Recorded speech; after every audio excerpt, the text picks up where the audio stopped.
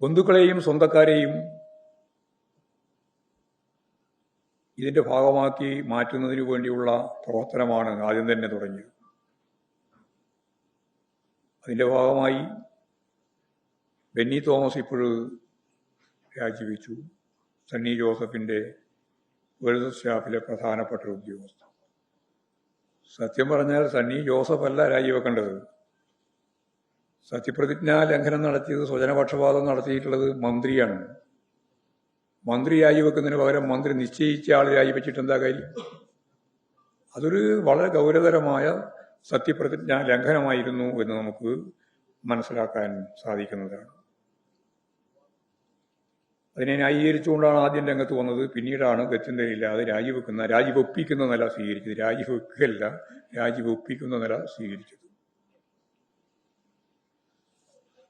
ഇതുപോലുള്ള ഓരോരോ പരിപാടികളെടുത്ത് പരിശോധിച്ച് നോക്കിയാൽ നെഹ്റുവിൻ സാമ്പത്തിക നയമാണ് ഞങ്ങൾ നടപ്പിലാക്കാൻ പോകുന്നത് എന്നാണ് വി.ഡി. സതീശൻ പറഞ്ഞത്. നെഹ്റുവിൻ സാമ്പത്തിക ശാസ്ത്രത്തിന്റെ ഏറ്റവും അടിസ്ഥാനപരമായിട്ടുള്ള കാര്യം പൊതുമേഖലാ സ്ഥാപനങ്ങളുടെ സംരക്ഷണമാണ്, രൂപീകരണം. ഞാൻ ക്ഷേത്രം പണിയാൻ പോകുന്നു എന്ന്, അമ്പലം നിർമ്മിക്കാൻ പോവുകയാണ് എന്ന് ഇന്ത്യൻ പ്രധാനമന്ത്രിയായിരുന്ന ജവഹർലാൽ നെഹ്റു പറഞ്ഞപ്പോൾ പലരും കരുതി എന്തൊരു കഥ, ഭൗതികവാദിയായ ഒരു രാഷ്ട്രീയ നേതാവാണ് ജവഹർലാൽ നെഹ്റു.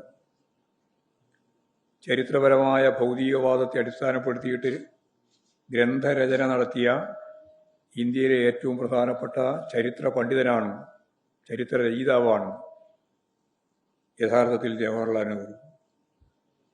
ആ ജവഹർലാൽ നെഹ്റു അമ്പലം പണിയുകയാണോ എന്ന് ചോദിച്ചപ്പോൾ അദ്ദേഹം വളരെ ലളിതമായിട്ട് പറഞ്ഞു, ഞാൻ പണിയുന്ന ക്ഷേത്രങ്ങൾ, അമ്പലങ്ങൾ ആരാധനയ്ക്ക് വേണ്ടിയുള്ളതല്ല, അത് പൊതുമേഖലാ സ്ഥാപനങ്ങളാണ്.